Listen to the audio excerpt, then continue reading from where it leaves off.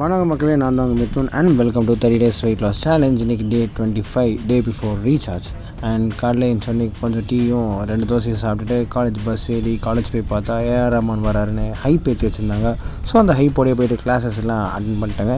And லஞ்சுக்கு வந்து நம்ம நண்பர் லலித்தோடையும் அப்புறம் நம்ம இன்னொரு நண்பர் பாசிமோடையும் சாப்பிட்லான்னு வந்தாங்க. எனக்கு நான் வந்து ஒரு ஜாம் பன் வாங்கிக்கிட்டேன்.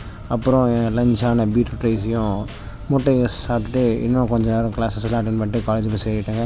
பஸ்ஸில் வரும்போது தான் ஒன்று நோட்டீஸ் பண்ணேன். சடன்னு இந்த ஒர்க்லாம் போயிட்டு இருக்குது.